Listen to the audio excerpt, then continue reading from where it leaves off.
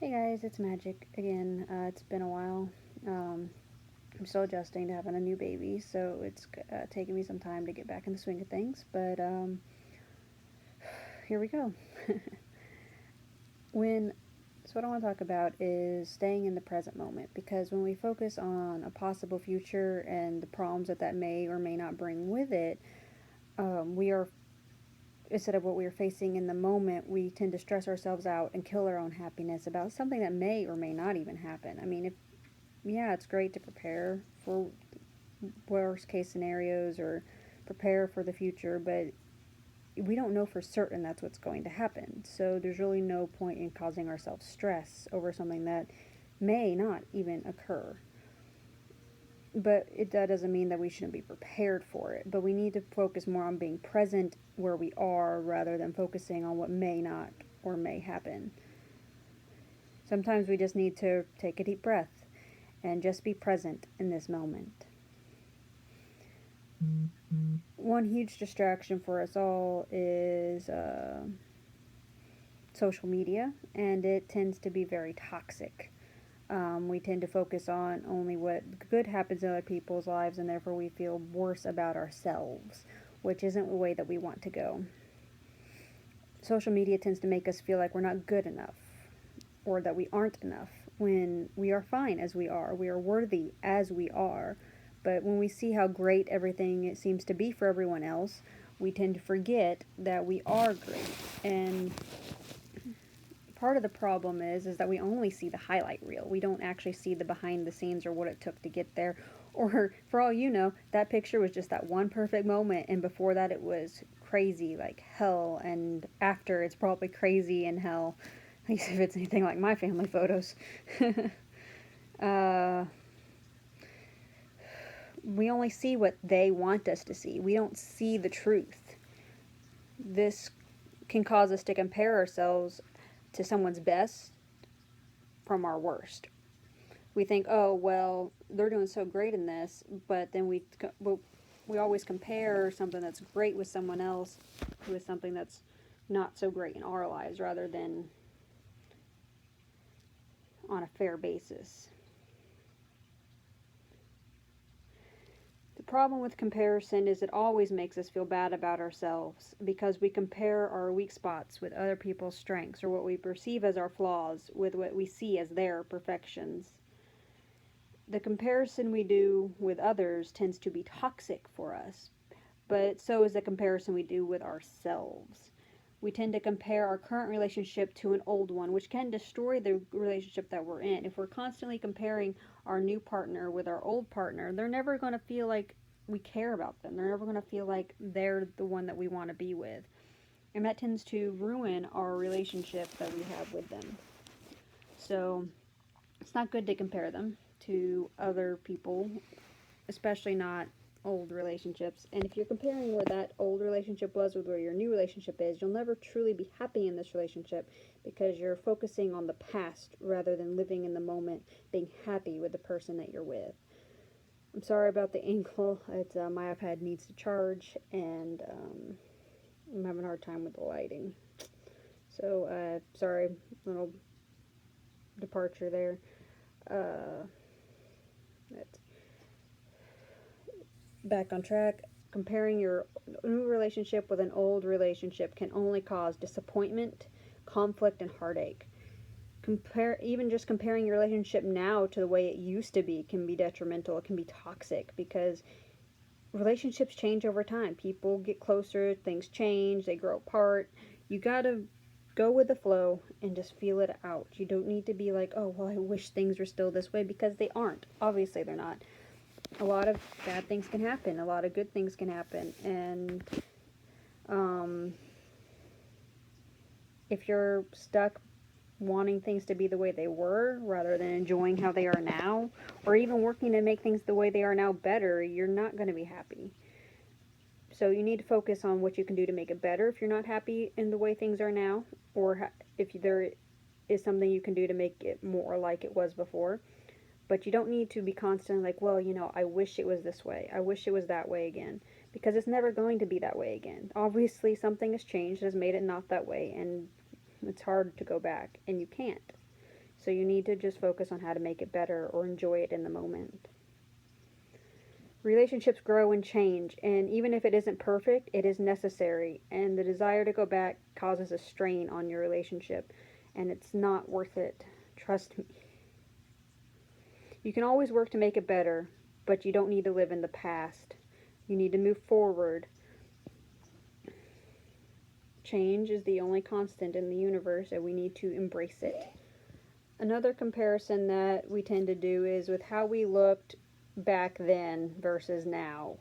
Some ideal time in our life where we felt we looked great and now compared to now. And honestly, I feel like now I look a lot better than I ever have in my life. But I think I kind of looked dorky before, so you know. But most people, there's a time in their lives, like in their 20s or in their teenage years, where they felt like their body was perfect. They compare it to now after aging and kids and all these other things that have happened, or some type of disease or something that they've had to fight, and they're like, man, I wish I was that way. And they just dog themselves for how they look now, which isn't healthy. It's rather toxic, and we shouldn't judge ourselves like that. Sometimes we need to look at where we are and just appreciate who we are today and the progress that we have made instead of what was or could have been. And remember, looks aren't everything anyway. We need to accept how great we are and acknowledge how amazing life is and how amazing we are for making it as far as we have in this crazy world. If you want to achieve something, you need to hang out and talk with people who are already there. Because they're the ones that are going to be able to help you with the guiding steps. Like, I want to publish a book, and I've been working on it forever. But I want to start with something smaller, something that isn't going to crush me if it doesn't go over well. You know, like my main project I've been working on for years. So I want to get something smaller published, but I don't know how to go about that. So I joined a writing support group of people who've already been published or have done this before, so they can help me along my journey. Another thing that I want to talk about today, so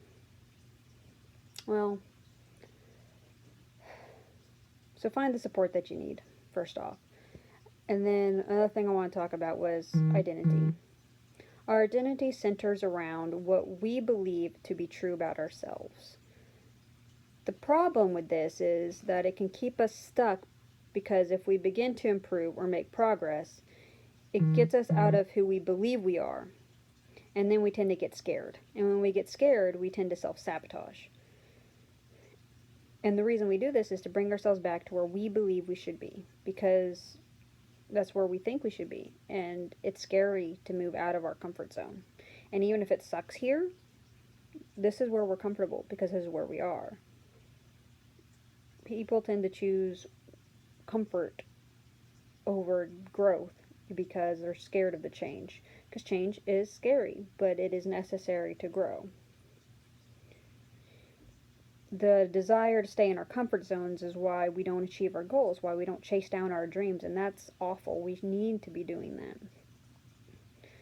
Now, we'll always come up with excuses like, you know, where we're at, our family wouldn't let us, or our family would disapprove, circumstances in our lives. And sometimes we'll even say, well, if I do that, then my friends won't back me. My friends won't want to be my friend anymore. When in reality, it is us making choices that set us up for failure and blaming everything else. Because we don't really know. We don't know what will really happen. So we just make up excuses. The fear that drives us is the fear of the unknown in this situation. Because we don't know what will happen if we move out of our comfort zone to something greater. Now, some people, their friends or peer group or family, whoever they hang out with the most, is their identity, and so they're scared that if they step out of the box or follow their dreams or do anything that is not characteristic of the group that they hang out with, that it can cause them to be isolated from the people that define them, the people that give them meaning. So, in that case, then if your friends really won't support you, your family really won't support you, and you feel like you need that, then you need to find better friends. You need to find people who will support you in all the craziness that you decide to embark on in your life, or you're never going to move out of that comfort zone if that's what you need. I mean, a lot of my friends think I'm nuts, but they also think that's great. But, because I am quirky and a little weird, but I try. Sometimes we don't need to be realistic. Sometimes we just need to have a dream and chase it. We need to enjoy the journey of life that we are on, because it's not the destination that is the goal. Because in the end, the destination is death. And nobody wants to get there, but that's where we're all going, so we might as well enjoy this journey.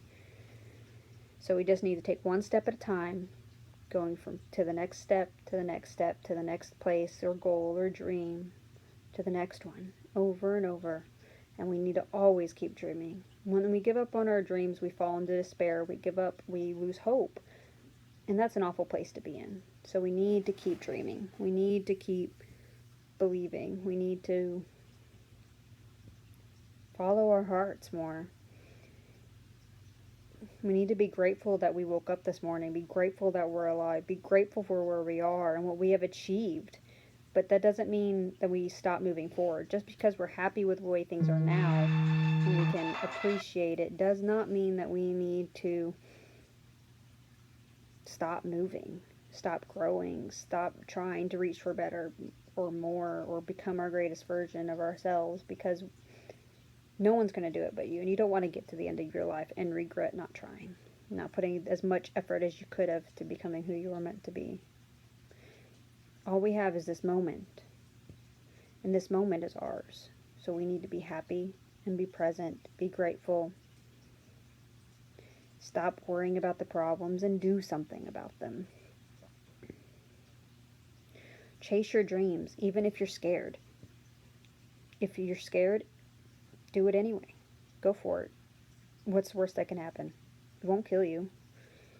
So if it doesn't kill you the first time, then you know you can do it again, and you'll be fine. Every time it'll get a little easier, and you'll get a little better, and every time that you fail, you'll just get back up and know what not to do next time so you can do better next time. And then next time, if there's a mistake or a failure, then you'll know what not to do again, and you'll get back up, and you'll try again until eventually you'll be good at it, and the mistakes will stop happening or become less frequent, and you'll become confident in what you're doing, and it'll become normal. And you'll have grown, and you'll have a new comfort zone that you need to step out of. This is one lesson that we can learn from kids. Kids are always doing stuff that they're not ready for. Trust me, I have a 5-year-old, and he's always doing things that I don't feel he's ready for or that terrify me, because I'm scared he could get hurt. Kids haven't really gotten stuck in an identity yet. They don't really know who they are yet. And sometimes even when we get to adults, we don't really know who we are, but we think we know. Or we believe what everyone else tells us about who we are, but we don't actually know. Identity forms as we age, usually from our parents and friends and family. But kids are always doing things that they're not ready for, or that seem scary. And you know what? They survive. Sometimes they get a little bruise here, cut there, but we all know. We all grow up, but we've survived it. Even though we were scared, we did it. We survived. So why is it so much harder for adults? We need to understand that much hasn't changed since we were kids. We can still do the scary things and survive them. Now we know we can't be anything that we want if we aren't,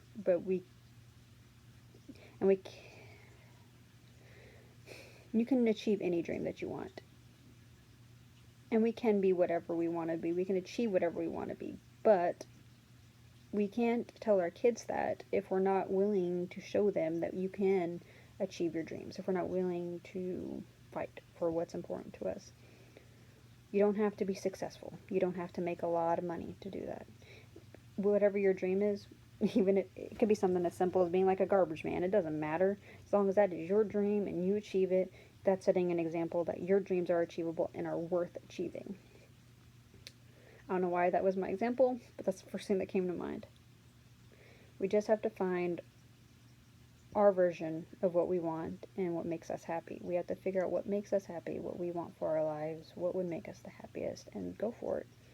Set an example. Show them that no matter how hard it is, you can achieve your dreams. You can make it happen if that's what you want. If you set your mind to it, you can do it, because that's the example that children need. So they don't grow up and become scared adults, too scared to do anything that is worthwhile because they're scared of getting hurt or scared of disapproval. Show them that it doesn't matter. Show them that you can do it. Alright, guys, that's going to be it for this video. Go out and spread the love, okay?